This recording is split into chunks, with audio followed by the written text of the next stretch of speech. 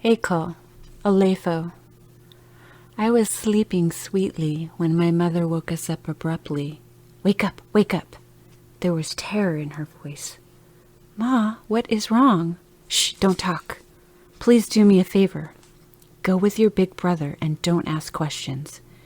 She got Akun and me up in silence as my father stood by the door. Benson was away at Angong's house. Outside, she instructed us. "I want you to walk into the bush with Nunu." She pulled us close and hugged us. "If something ever happens to your dad or me, please don't cry." We shuffled along into the long African elephant grass without asking questions. Nunu led us so slowly and cautiously that I knew in my heart something was very wrong. I wiped tears from my eyes and glanced back. My parents stood in the front of our house looking at us as we walked away. I decided to not look back again. We walked far in the dark, but no snake or nocturnal creeping creature bit us. When our fear had nearly settled, we saw a bright light from a village not far north of ours. "The houses are on fire," Nunu whispered. We knelt in the grass. Akun's and Nunu's eyes were big and round and watching like owls. There came a loud popping sound like corn on the fire. "Gunshots," said Nunu. I'd never seen or heard a gun before.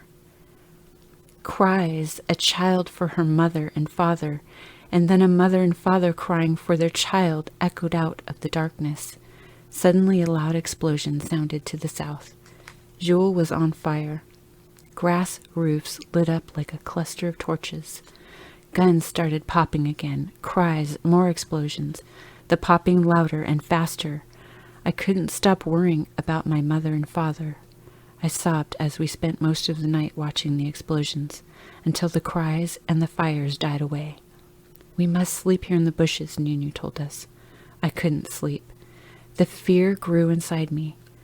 I wanted for dawn to break so that I could run back to our house and see my mother and father and infant brother. Just before first light, we started to walk back, one after the other. Our house was still standing, and my sadness, fear, and worries were reduced when I saw my father and mother were alive. But they were sad, sitting apart from each other and muttering dolefully. "I want to go see my friends," I said. "Don't go," Mother said quietly. "They are not there." "Where did they go? Why would Alchol leave without saying goodbye to me? I am her best friend." My mother reached for me, but she had my brother at her breast. I ran down the path through the sorghum. When I reached the clearing, I gazed in shock at the roofless mud walls. What happened to Alchol's house? I went closer, hoping Alchol would come out to greet me like she did every morning. But when I looked through the doorway, I saw the worst thing I had ever seen. Bodies lay on the floor, shrouded in ashes, burned alive in their house. These were my lovely friends. Alchol was my best friend ever. I loved her so much. My eyes were fixed on the sight of death in front of me. I smelled it, tasted it, and felt it. I hurt so much I could not live with it. I couldn't understand why people were killing us. Did Alchol deserve to die? What wrong had we done to these people? "Oh, Ma, why the killing?" The next day, my mother was still mumbling her woeful song when Angong rushed into our courtyard. "Ma, Da!" We ran out, and Angong fell to her knees under the palm tree, exhausted from running 2 hours with her newborn baby in her arms. My mother took her baby, and my father helped her to her feet. There was noise and smoke. We could barely hear Angong's weak voice.